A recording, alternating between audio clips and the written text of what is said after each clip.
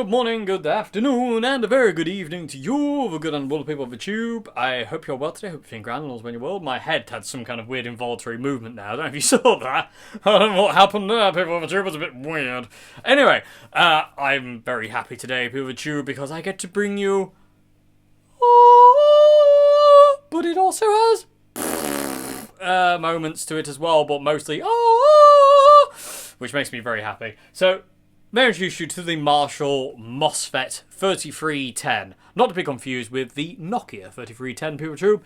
This one is a guitar amplifier, not a phone, with the awesome game of Snake upon it. That is indestructible. Anyway, yes, the Marshall Mosfet. Legendary Marshall amplifier. Solid state amps. Again, this is fully solid state. There are no valves here. And I've been after one of these things for nearly 10 years. It's been about 8 years now since I played on one. We got one into Old Hat for like a day, and then it went again. I think it came in... I don't really know the story behind it, because it was just there, and then it wasn't there. So I don't really know what happened or what the deal was with that. But I got to play on it for a very brief period of time, and I really loved it. And it wasn't this model. It was the one before this. This model, I believe, is the last one that Marshall did of the Mosfets. This is the 3310. There is some others as well, but I forget what those ones are called, but they just say Mosfet lead on them, and they're a bit bigger head. This one's tiny. And basically they were just like, you know, powerhouses. Little powerhouses. And this thing is no exception to that. It's so incredibly powerful and loud. It's 100 watt. You know, it's a monster.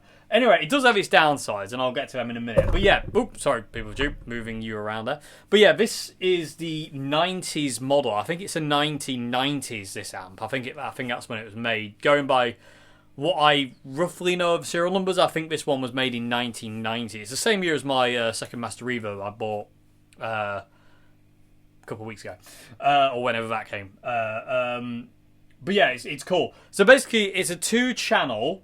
100 watt head with inbuilt spring reverb. It's got a tiny little reverb tank in the top of the head.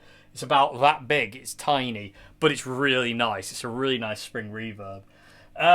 So you have a clean channel, which is bass, middle, treble, and volume. And then you have a distortion channel, which is tone, volume, and gain. And that's where this amp falls down, people of the tube. The Mosfet I played through, the Mosfet lead, sounded great on both channels, clean and dirty. This amp sounds only really good on the clean channel. I will show you the distortion channel today, but if you saw my initial video, it doesn't look good for it. There's not much I can use that channel for. It's very waspy, it's very, very harsh. I will show you it though. But the clean channel, this amp has a pedal platform, like basically just like a clean amp for you to run pedals into. Yes, mate, please, and thank you very much indeed. This thing rules the day. So, for this entire video, I'll have the volume on 1 and a little bit, because anything above that and my ears start to disintegrate. So, this thing's loud. And also, I'm really hoping for this to be my backup live amp to my Orange. And sometimes I might want to play for a Marshall instead of the Orange live. And because it's so small, I can do that, which makes me very happy. So this is probably going to be my backup amp from now on for my CR120.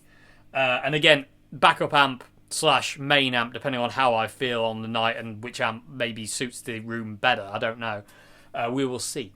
But I'm in love with it, people of the tube. I have to thank my friend Bob for this. Yet again, Bob, you're a legend. This thing is rather special.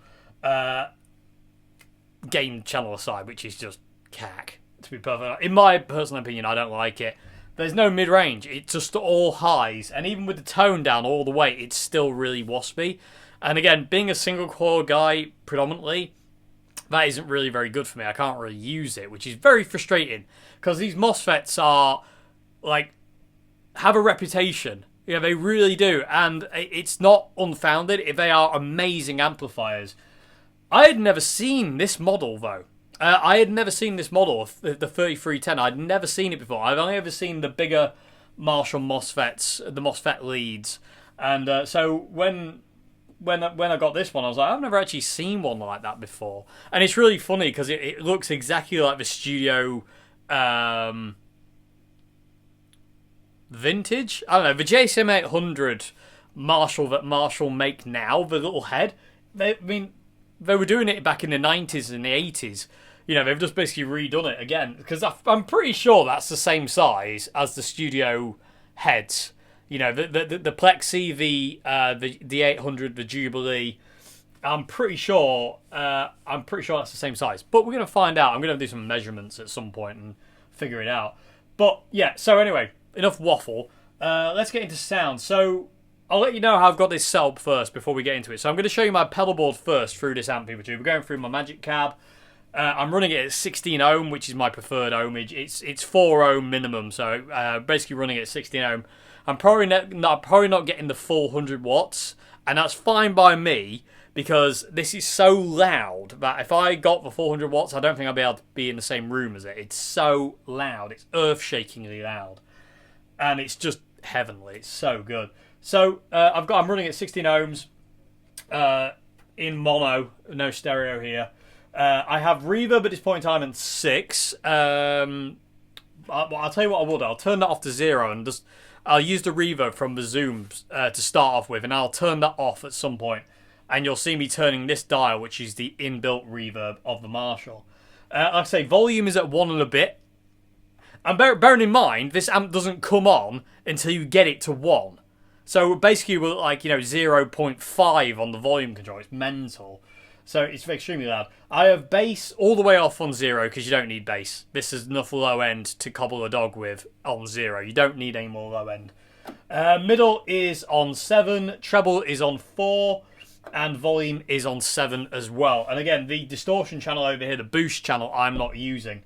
It's laid out like a 50 watt JCM 800. Unfortunately, it just doesn't quite have that sound. It's got a great clean channel though, and again we'll delve into that more when we plug straight into it. I also want to know if it breaks up on full volume. At that point, we're gonna have to watch our ears, people tube. Anyway, let's get to it. So I'm gonna plug a Strat in quick and show you my pedal board through this thing and let you hear the sounds of the pedals.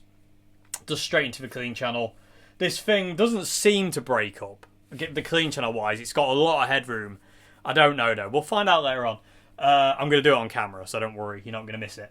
But yeah, so the only thing I'll be messing around with on the amp in this section is basically turning the reverb off and on. First off, you're going to hear the reverb from the Zoom, and then you'll hear the reverb in the amp. So yeah, without further ado, let's play.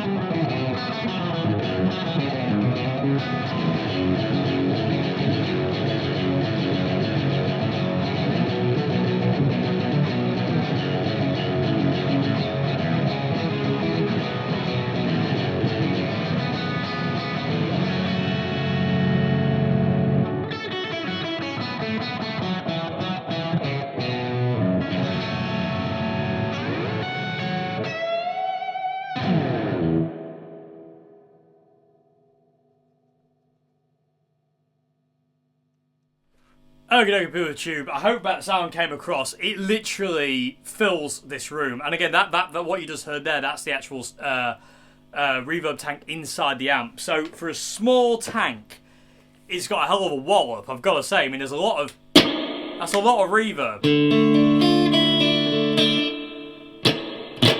It's a great reverb, awesome reverb. I love it about 6. It's kind of subtle. But just there, it just adds a bit of space to it, especially combining it with the reverb from the Zoom as well. It's just got a real nice sound. It's awesome. I love it. So basically using 2 reverbs because I'm a spoilt brat. Anyway, but yeah, that is amazing. And again, that is so. I mean, that is loud as it is. I mean, that's loud as it wants to be in this room. I don't really have much worry about using this thing live, which is, again, why I want to take it out live, because it'll just be perfect. It's nice and small, it's compact, like corned beef, and it's just gonna do the job. It really is. I love it to bits. It sounds amazing. But it's all, as usual, that's what I meant to say. I don't know where "but is all" came from. But as usual, there is also a downside. Do you want to hear the downside, people of YouTube? Here's the Distortion Channel.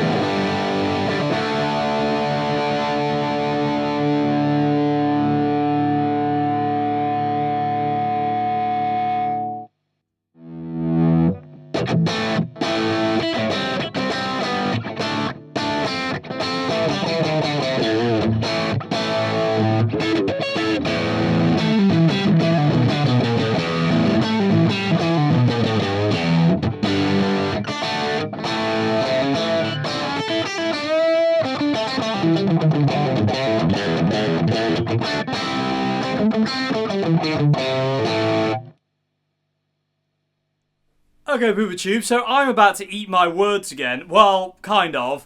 I still don't like that distortion channel with the Strat, but with the Les Paul, oh my god, that sounded immense! That was really cool. It still has this waspy nature to it, but not so much with the Les Paul. The added kind of mid-range of the humbuckers really adds to it. So I eat my words, PooperTube. You know, as long as I don't have to plug a Strat into it or a single coil, but saying that, it still sounded quite good. People of the Tube, what do you think? Am I just being an idiot? Because my gut is going, that sounded really good. Did it sound great? No, but it sounded good. You know, I really liked it, and I quite enjoyed that. As I probably got, you saw me getting carried away. But that was nowhere near as bad as what I initially thought it was in the first video. When I went to pick this thing up and plugged into that distortion channel first time, I swear it didn't sound... I swear it sounded a lot harsher than that. It sounds really good. I like it. This goes to show, PooperTube, Dave's an idiot. And he should never, oh my God. I am such a tool sometimes. That sounds amazing. So, negative? What negative? So, I eat all my words and apologise to the 3310, not the Nokia. Right now is, I'm sorry, Amp, you rule the day. That is amazing. That is so awesome. I hold my hands up. Made a mistake. Definitely made a mistake there. That sounds great. That sounds great. It's not really a sound, again, I would use a lot of, but my God, it's usable. That makes me very happy. Anyway, the only problem I don't have with it is I don't have a foot switch, so I have to kind of fool the amp that the foot switch is plugged into it by just plugging like a 1/4-inch jack into it and engaging the distortion channel, because basically without this in, it's just on the clean channel. With this in, it's just distortion channel. But I think somebody's turned the reverb off on the chorus pedal, on the distortion channel, on the foot pedal, so you don't have reverb on the distortion channel, which again would soften it up even more actually. Anyway, enough on that. My own words. That's happening a lot recently, PewDiePie, and I quite like it. It's nice to be humbled. It really is. I do like to be humbled by gear. It's things that, it happened with the Black Star, the Silverline you saw at the beginning of the week. It's happened with this now on that distortion. I really like that sound. Like I say, it's quite harsh in the room, but again, in a mix, that'll be really useful. If I'm recording, I wouldn't use that live. I think it'd be a bit kind of like take everyone's faces off at 50 yards. But again, there's always something to learn. There's always the humbler, and I love it. I love it. I love it when something you think or initial thought wasn't there, and you come back to it, and all of a sudden it just works. It's great. I love that. I love those humbling moments with music where it just goes to show. It's just like to say, don't count your chickens before they hatch. And that's that. Anyway, I'll show you the clean channel now, PewDiePie, because this thing, again, the clean channel on this amp is fantastic. So I'm so happy with that. Because I was just a bit like at the beginning of the video, I was like, meh, I've got to show distortion channel. I don't really like it, and it doesn't sound very good, and I'm a bit kind of upset that it's quite harsh, and I don't want to blow people's ears out. But my God, thank you for the humbling nature. I love it. Absolutely so cool. Anyway, enough on that. Enough on me being happy, because I love amps. Let me show you the clean channel now. So I'm going to dial it in with the Strat and show you some tones with that. And again, it's totally clean. There's no slight hint of breakup or anything like that. It's just totally clean on the clean channel. So let's go clean and lots of reverb, because I kind of feel like I want to be channeling Jeff Buckley. I don't know why. I ain't got a Telecaster, but the Strat will suffice.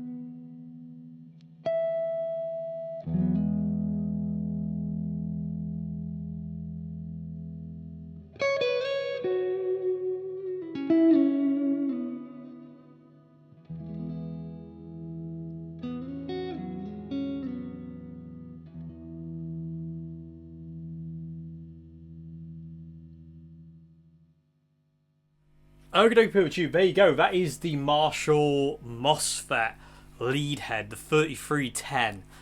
And that clean channel is to die for. That's straight in, that's no pedals there, people. The distortion sound you heard and the clean tone you heard, there's no pedals on that. It's all from the amp. And in the room, it's extremely inspiring sound. It really is. It just feels so full of life. It's so clear and crisp, and it just feels amazing to play through. So if you can find it, these things don't go silly money. You know, they are in the hundreds. These things do not go expensive. I would like to get some more Mosfets as well at some point. I really want to get the Mosfet lead head, the other one, basically the older brother of this one. Because I believe from what I've read, this is the last Mosfet they made, the 3310. Because this is a 90s model, this one, and they went back into the 80s. And again, they've got a reputation for being, like, you know, amazing. And again, it's like the Marshall Lead 12 that I've demoed on this channel that I've still got. The head, those things are insane. They're kind of like, you know, little baby brothers of Mosfets, and they're stunning amplifiers. And you know, in all fairness, people, the 80s solid state Marshalls, even the 70s solid state Marshalls, the late 70s when they first started doing, I think are all brilliant. I've got one of the first ever Marshall solid state combos, 212 combo. It's the Marshall Master Lead, and it's like fully black, and it's absolutely stunning amp. When I had my clear out recently of getting rid of a load of gear, that amp stayed because I just can't get rid of that thing. It's too good. I'd be an idiot to sell that. I would just be a total idiot to sell that. So that's staying with me, and I can't get rid of that. There's no possible way that's going to happen. And same goes with this one. I love it to it. Check that out. Turn it. Oh, anyway, I'm gonna do like a jam to play out as well. I feel like I want to do some more playing. But first off, YouTube, what we're gonna do now is we're gonna see if it breaks up a total cranked volume. So, volume on 10. I'm gonna turn all the treble off. I'm gonna put the bass in at about 3. I'm gonna crank it, and we'll see what this sounds like. See if there's any breakup. So, watch out for your ears, YouTube. I certainly will be.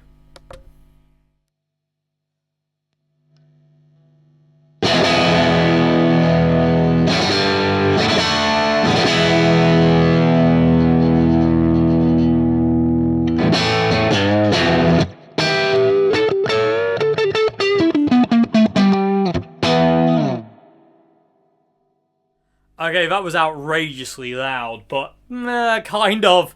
There's kind of a bit of breakup in there. Not a great deal, though. It's pretty clean up to the top, to be honest with you, which is really good for me, because I kind of sound... But I'm never going to struggle to get this thing loud enough at a gig, I don't think. It's absolutely mind-blowingly loud. Oh, by the way, this thing does have an effects loop as well. I'm not sure all the Mosfets do, but this one does. The 3310 does.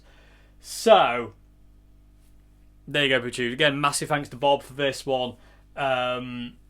Massive thanks to all of you for watching. I hope you enjoyed this video, Poochoo. I'm going to play you out now. I'm going to do something. I just want to feel like I want to play more through it with the pedal board. So I'm going to put the pedal board back in and do a bit more playing as an outro thing. I don't know what I'm going to play yet. We'll find out in a minute. But yeah, I love this thing. It sounds absolutely phenomenal. And I love it to bits. And yeah. I have my my backup, technically, other amp for gigging, because sometimes I do get to gigs and I fancy something different to the orange. It's just, you know, it's just the way we are. I think as musicians, sometimes like certain sounds, it's like, no, I'm not feeling that one tonight. I want to use this instead. And I love the fact that this one thing's so nice and small. I can actually kind of cart this around and just put it on top of the CR120, and it's not going to, like, you know, overhang the compact cab that I use live.